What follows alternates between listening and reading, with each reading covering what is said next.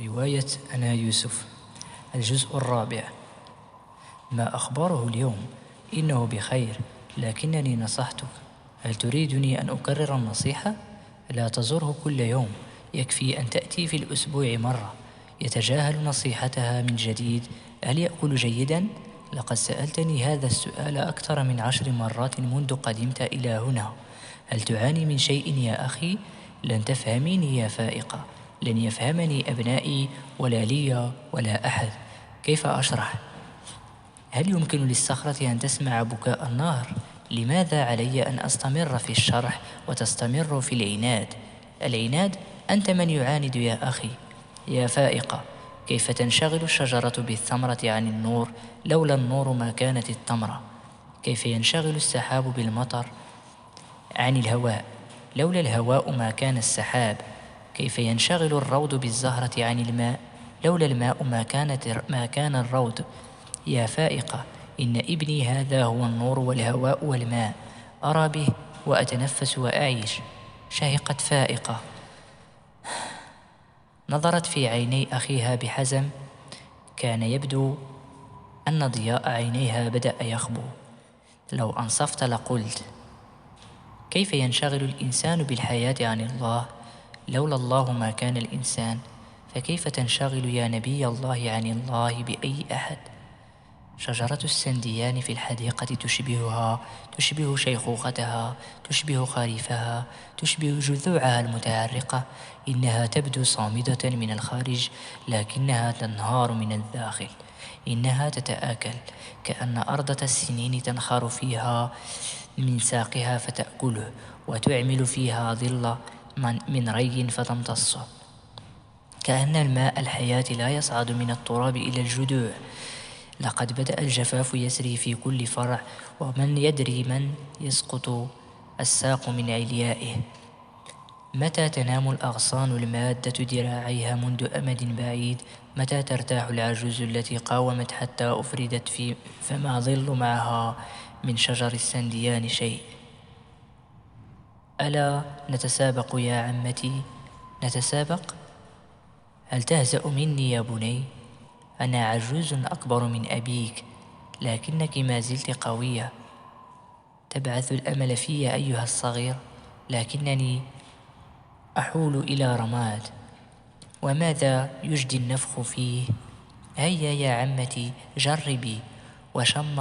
وشمرت وركض في الحقول الفسيحة الممتدة امتداد الأفق، ورأت ما لم ترى. إنهم إخوته، لقد ذلهم على الحيلة. هل كان كل شيء معدا سلفا؟ ها هم يتسابقون، ها هم يتراكضون في المدى، ولكنهم يضحكون ويقهقهون. إنهم يخدعونه. توقف في منتصف الطريق، لهثت: يكفي هذا يا بني. قالت ذلك وهي تحني جدعها، راكزة بطن كفيها على ركبتيها في العشب الذي حال لونه ويبس. رأت هي الأخرى أشياء كثيرة، رأت البدايات والنهايات، ليالي إسحاق وصاياه، أبناءه، مرضه، أنوار النبوة. وجه أبيها ما زال يدعوها عبر ابتسامته النبوية إليه. تسمع صوته: أما آن لك أن ترتاحي يا ابنتي؟ أما آن لك أن تؤنسي وحشتي يا غاليتي؟ تذكر تعود إلى ليلة الاحتضار. لقد همس تلك الليلة التي لا تنسى في أذنها: ستكونين أول أبنائي لحاقا بي. بكت أمس وها هي تبكي اليوم. بكاء أمس كان حزنا، وبكاء اليوم كان فرحا. بكاء أمس كان عن لوعة الفراق، وبكاء اليوم كان عن جذوة الاشتياق. في الليل أعدت ليوسف العشاء الأخير. نظرت في وجهه طويلا، تأملته كأنما تودعه. كان يبتسم. هذا الفتى لا تعرف غير الابتسامة سبيلها إلى وجهه النبوي. زاد ذلك من طمأنينتها. عرفت أن ذلك مبلغها في الحياة. كانت لا تحول عينيها عنه كأنما تودعه، تهتف بين حين وآخر: يا لجمال النبي. اتفق من أحبه ومن لم يحبه عن جماله. أجل، من أراد أن يدينه ومن أراد أن يقصيه اتفق على ذلك. فهل كان جماله حقيقيا إلى الحد الذي لا يمكن حتى للجاحد أن ينكره؟ قادته من يديه إلى غرفته. في الممر الذي ينتهي بتلك الغرفة غمرتها السعادة. كان باطن كفها تنبت فيه الخمائل والجداول. من أي طينة أنت يا بني؟ كان يسمع صمتها فيزداد ابتساما، وهي تزداد محبة. استلقى على السرير، جثت على الأرض وركزت يديها على طرف السرير. هل تسامحني يا يوسف؟ ابتسم على عادته. أريد أن أسمعها منك يا يوسف. نطق كأنه لأول مرة ينطق. على ماذا يا عمتي؟ سرقتك من أبيك. في بيت النبوة لا يسرق أحد أحدا، ولكنني أخذتك من أبيك 7 سنوات بحجة واهية. كان لا بد من أن أفعل ذلك من أجل أن يتم وعد الله. وهل تعرف ما وعد الله؟ أراه في صحوي ومنامي يا عمتي. وما ترى يا بني؟ أرى أن ثمرة الزيتون لا تضيء إلا بعد أن تعصر، وحبة القمح لا تكون خبزا إلا بعد أن تطحن، والدروة لا تبلغ إلا بعد أن تبلغ العقبة الكأداء. من النفس كل شيء. من علمك هذا يا يوسف؟ الله. لم يعلم الله من إخوتك ما علمه؟ أفيكون علم الله ما يتمايز به الخلق فيفضل به بعضهم بعضا؟ تنهدت طويلا، دفنت وجهها بين كفيها، وراح كتفاها يهتزان، كان صوتها يرتجف. هل تسامحني يا بني؟ لم أسمعك تقولها. المسامحة تكون على الخطأ، فهل أخطأت يا عمتي؟ أليس في اتهامك بالسرقة خطأ؟ كلا يا عمتي، لو لم تفعلي أنت ذلك لبعث الله إلي من يفعله. الأقدار لا تميز بين الأشخاص في أن تصيب غرضها. بعض الأشخاص أدوات لها، بعضهم أهداف. أنت كنت أداة وأنا كنت هدف. فهل تسامحني بعد كل ذلك؟ أخذ بيدها قبلها. سأقول ما في قلبي إذا أقبل المرء على الآخرة تخفف من كل شيء. كل ما نملكه يملكنا بطريقة ما. لن أكون حارسا لما أملكه. سأذل الدنيا إذا أقبلت، وأعز الآخرة إذا أدبرت. يا بني، لن أدرك كل ما تقول. كل ما أريده منك أن تسامحني بقلبك إن كنت لا تريد أن تسمعني ذلك بلسانك. سامحتك يا عمتي. أجهشت بالبكاء. لم تعد ترى وجهه النبوي من خلال الدموع. راحت تقبل يده وتتشممها. يا بني، أسمع صوت أبي يدعوني إليه، فإن كنت تحب عمتك حلفتك ببركة أولاد إسحاق كلهم أن تدعو لي. في الصباح كانت روحها قد فاضت. تلقى أباه على الباب باكيا. خلع الحزام الذي كانت عمته تلفه على وسطه، قبله ثم أعطاه لأبيه. لقد لبت نداء الله يا أبي. ارتعش أبوه. ماتت. استرد الله ما كان له، ولسنا أكثر من عوار. دخل مسرعا. كانت مسجاة على السرير كأنما نائمة. حملها أخوها بين ذراعيه ومشى بها المسافة كلها إلى أن وصل إلى دياره. كان جسدها طريا. في ساحة البيوت التي تضم ذريته وقف الإخوة كلهم كأنهم جذوع نخل قد نكست أعداقها. كان الحزن قد ألبسهم رداء الخشوع. صلوا عليها.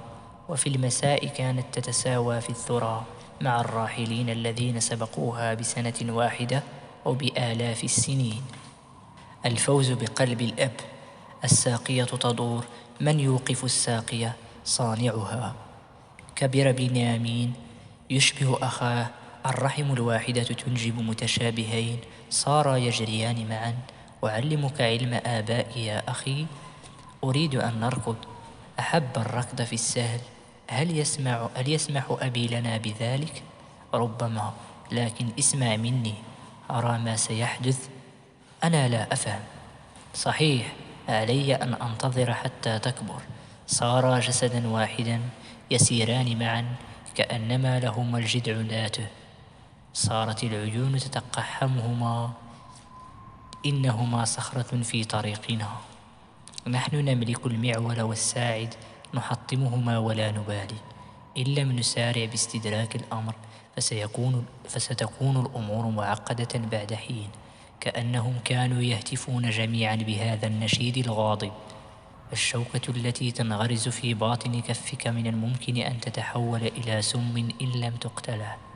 تتعالى أصوات الكبار في وجه الصغيرين، لكن من يستطيع أن يوقف الهلال عن أن يكبر؟ من يستطيع أن يغير اتجاه الريح؟ من يستطيع أن يقبض على الغمام؟ من هؤلاء الأبناء العشرة بإمكانه أن يدوس نبتة الحب الريانة في قلب الأب الواله؟ مسكين هذا الأب، لا يعرف أقدار الأبناء. لو كان يعرف لأبصر. هل هو أعمى إلى هذا الحد؟ يهوذا كان شديد القوى، صدره صخرة، شعر رأسه كث لكنه خشن، يتكوم فوق رأسه مثل شجرة صغيرة الأغصان يابسة غير مشذبة. ساعداه مفتولان، عضلاته بارزة لطول عهده بالمران والتدريب. أما روبيل فصخرة صدره ترتفع أعلى من يهوذا، وأما شمعون فتلك الصخرة تمتد أوسع من إخوته، عريضة كأنما هيئت للنقش. وأما لاوي فكان فارع الطول، كأنه والنخلة ولدا من رحم واحدة في يوم واحد.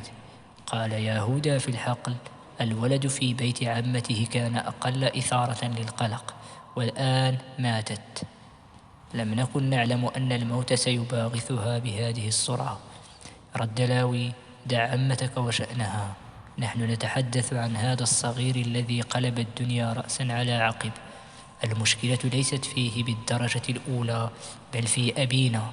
أبونا لا يحس بنا. كانت الشمس لاسعة، العرق ملأ صدورهم وبلل ثيابهم. الساقية تدور، خير من أن توقفوا الساقية، أن تنعموا بمائها الذي تهبه للجميع لعله يخفف شيئا من عطشكم. قالت فراشة عابرة هذا الكلام: تعلمت أن تأخذ من الماء حاجتها لتطير أعلى. الماء في قلب أبينا لا يجري إلا له. قال شمعون لإخوته وهو يواصل القفز الرشيق خلف العجلة الذي يحرت بها الأرض: إذا بقيتم على ثرثرتكم هذه فإن الماء الذي في قلب أبيكم سيجف تماما، سيصبح قلبه بالنسبة لكم بئرا مهجورة. ردت الفراشة ذاتها عليهم، لم يسمعوها. عاد شمعون من رأس الحقل يتقدمه عجله الأسود، كان يصوت خواره في اللحظة التي صار فيها بمحاذاة إخوته قد علا. هتف بهم بكلام لكنهم لم يسمعوه جيدا. ماذا قلت يا شمعون؟ صرخ يهوذا. الحلم يفرض نفسه على أبينا يوما بعد آخر. إن لم نتداعى من أجل تدارك الموقف فستسوء الأمور كثيرا. الحلم؟ قلت لي الحلم؟ رد يهوذا ساخرا ثم أكمل: نجتمع من أجل أن نناقش الحلم؟ ما هذا الهراء؟ صمت. كان خوار العجل أيضا قد توقف، مسح العرق عن جبينه وهتف في نفسه من جديد وهو يفحص الأرض بنظراته الغاضبة. وماذا في ذلك؟ 10 من الثيران التي تثير الحقول ستجتمع من أجل حلم فتى لم يبلغ الحلم حتى. هل هناك مهزلة أكثر من ذلك؟ عاد العجل الأسود إلى الخوار. رفع شمعون صوته: لا بد أن نجتمع اليوم. بلغ إخوتك يا لاوي، أريد أن تكونوا كلكم. هل يعرف روبيل بالأمر؟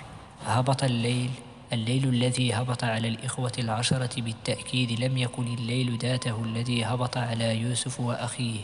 كان بنيامين مستلقيا على مصطبة أمام الحوش عاقدا ساقا على ساق وهو يدندن. قال يوسف وهو يدرع الأرض بخطوات هادئة لبنيامين: أريدك أن تأتي معي. إلى أين يا أخي؟ إلى الخارج قليلا، إلى الأرض الخالية. لماذا؟ أريد أن أريك شيئا. طاوعه، حل رجله المعقودة، جلس على المصطبة ثم انتعل حذاءه الصغير، وقف تبع أخاه. مشى يوسف أمامه. بدا لبنيامين أنه أكبر مما كان يعتقد. لقد كبر يا أخي بسرعة. حدث نفسه إنه لا يدري كم عمره، لكنه لا يتذكره ولا يعرف عنه شيئا قبل أن يعود من عند عمتهما التي ماتت قبل أشهر خارج هذا الحي. وقالوا له إن قبرها في هذا الحوش في طرفه الجنوبي. لكنه تعلم من أخيه الكثير. بدا أن الأيام تسرع في ركضها خلف الساقية. خرجا من الحوش. تابع يوسف سيره وبنيامين يلهث خلف أخيه. صار خارج بيوت القرية. الظلام الكثيف، سحب سوداء تغطي كل شيء. إلى أين تذهب يا أخي؟ هتف بنيامين، كان يرتعش بساقيه النحيلتين. أنا لا أرى شيئا. لا تخف يا بنيامين، أنا أخوك، اتبعني فحسب. ولكنني قلت لك لا أرى شيئا. ألا ترى قميصي؟ بلى، اتبعه إذن. ومضيا. جلسا على نشز من الأرض صامتين، بدوا كما لو كانا راهبين صغيرين في محراب السماء. كل شيء كان ممتدا أمامهما. مرت فترة صمت وهدوء، سكون باهر في صفحة السماء. كانت هناك نجوم تظهر. طالت فترة الصمت. قال يوسف أخيرا: هل تسمعهم؟ إنهم يتحدثون عنا كثيرا. من يا أخي؟ إخوتنا. إنني أحبهم وأنا كذلك، لكن الحب يفسد ما في القلب أحيانا يا بنيامين. السماء صافية لكن الليل حالك، وكذلك قلوبهم. لم أفهم. سأعلمك يا أخي. النجوم تضحك مثل قلبك يا أخي. ضحك بنيامين. كانت كركرة خافتة. لم يعرف أن يرد. اكتفى بالصمت. إنهم يتدبرون لنا شيئا. من هم إخوتنا؟ لا أفهم. ستفهم بعد حين. ولكن من أين تأتي بهذا الكلام؟ سأخبرك. أنا أحب أن أتحدث معك. أريد أن نظل معا. أريد أن أشعر أنك بجانبي دائما. ليتني أستطيع يا صغيري. لماذا يا أخي؟ لو قلت لك فلن تفهمني. أريد أن أكبر معك. سنكبر بعيدين عن بعضنا. سمع يوسف صوت زفرة أخيه. مرت لحظات صمت أخرى. سمع بعدها صوت بكاء خافت. نظر إليه. كان يبكي. ضمه إلى صدره بذراعيه. لا تبكي، أنا معك. هدأت نفسه قليلا. مسح على وجهه. هتف بنيامين وهو يتلمسها بإصبعيه: ما هذه؟ رد يوسف: ما هذه؟ أجابه بنيامين: الشامة السوداء هنا تحت عينك، هنا على هذا الخد. ماذا يمكن أن تكون شامة سوداء؟ شامة سوداء بالطبع. ضحكا معا.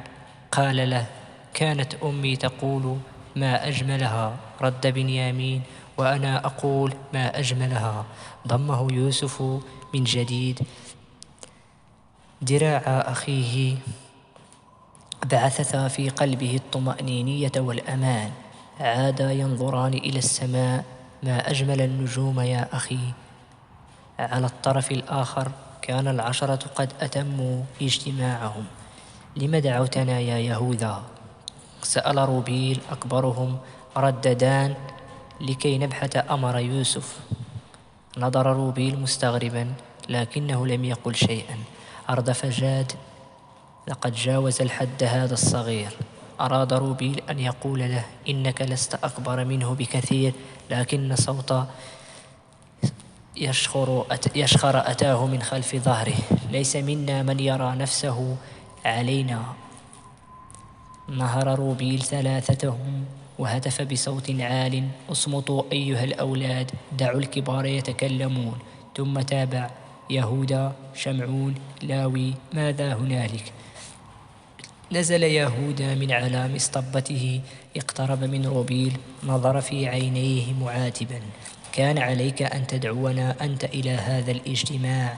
ضيق روبيل حاجبيه: ألهذا الحد الأمر خطير؟ الماء ينساب من تحت أرجلنا. لا تبدأ بالترهاب، لا تبدأ بالترهات يا يهوذا.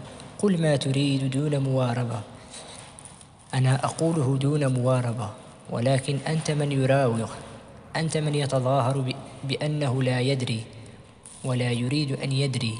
تدخل شمعون: الفوز بقلب الأب هو هدف اجتماعنا يا روبيل. صغار أنتم، أنت الكبير، فقل لنا ماذا نفعل؟ تتركون سخافاتكم هاته وتعودون إلى أعمالكم وطبيعتكم. وإذا كنتم تبحثون عن الحب والاهتمام فابحثوا عنه في بئر الأردن. قال عبارته الأخيرة مستهزئا. نظر إليه كل إخوته مستغربين، لكنه لم يمهلهم ليسألوه حين أكمل: هناك في الجب الذي على مبعدة من نهر الأردن، الجب الذي أعرفه وأنا صغير، اصرخوا بكل ما في رئتكم من هواء، وفي أفواهكم من نفس، وفي قلوبكم من غل. يا أبي، لماذا تعاملنا كأننا لسنا أبناءك؟ يا أبي، لماذا لا تحبنا مثل ما تحب يوسف؟ وابكوا إن شئتم، واملأوا الجب بدموعكم. يا ربي، جنن قلب أبينا علينا وابعث لنا. قاطعه شمعون: هل تسخر منا؟ نعم، ماذا تسمي هذا؟ يتباكون على الحب كالأطفال، وتشكون هجر الحبيب كالعشاق. إنه لا يأسى على الحب إلا النساء، أيتها الإبل الهيم. وهم أن يخرج، اعترض طريقه يهوذا: لن تخرج، تمنعني؟ وأمنع من هو أكبر منك إذا استدعى الأمر، حتى نقضي في أمرنا. وسأخبرك مما نويت. جذبه من طرف ردائه وأعاده إلى الغرفة. الصغار لن يتكلموا، نحن سنأخذ الرأي عنهم، وسأعمد إلى الحقيقة مباشرة. يجب أن نبعد يوسف عن أبينا، لن نحتمل أكثر، وليست هناك طريقة أخرى. لا يقل لي واحد منكم أن نفعل ما يفعله يوسف حتى يحبنا أبونا. أتعرفون لماذا؟ لأنه لا يفعل شيئا. تحمس شمعون: كلنا متفقون على إبعاده عن أبينا، بقيت الوسيلة. رد لاوي: نذهب به إلى القرى البعيدة ونتخلص منه. بئس الرأي، إنه ليس كلبا. صرخ يهوذا في وجهه. اقترح شمعون: نخفيه عن وجه أبينا. صحيح، ولكن كيف؟ هتف يهوذا: نقتله. وقفت الكلمة في وسط الغرفة بين الإخوة جميعا للحظة خاطفة، ثم سقطت كما لو أنها صخرة ثقيلة. هرست أقدامهم جميعا وتتفتت إلى قطع صغيرة محماة، ثم ارتدت فدخلت إلى أفواههم، وبعضها انشطر إلى شظايا حادة فجرحت خدودهم وأسالت الدماء. كانت أثقل كلمة يمكن أن تقال. لم يجرؤ أحد أن يعقب بحرف واحد سوى يهوذا الذي راح ينظر في وجههم، يطوف عليهم واحدا واحدا. نعم، سنقتله. انظروا إليه، لا تطرقوا برؤوسكم المتعفنة إلى الأرض. سنقتله، يعني سنقتله. لو لم يبق على هذا الرأي سواي فسأفعل ذلك بمفردي. جذبه روبيل من جيب قميصه بشدة فغرى فاه، كاد أن يلتقم عينه بأسنانه ثم يبصقها بعيدا. ماذا تقول يا مجرم؟ وأردف ليس إنسانا، ذلك الذي لوثته أفكار القتل. صرخ يهوذا بوجهه: قابيل فعلها قبلنا، قتل أخاه، لسنا أفضل منه، إن كنا أبناء يعقوب فقد كان ابن آدم. وشخر روبيل، كاد يغمى عليه لهول ما سمع، وتدخل شمعون وخلص يهوذا من قبضة روبيل ليسمعه سما جديدا: أنا معه، لقد حصحص الأمر علينا أن نقتله. نهض لاوي الذي ظل طول الوقت جالسا يراقب الحوار: وأنا أيضا معكم، سنقتله حتى تتخلص من الأفعى، عليك أن تقطع رأسها. ارتجفت الجنبات، وقف الصغار، أصدروا صوتا أقرب إلى الزعيق: ونحن معكم، سنقتله. كانت الأرض تدور بروبيل، شعر بأنه سيسقط على الأرض. كيف تقتلون نبيا؟ من أخبرك أنه نبي؟ أنا أعرف ذلك.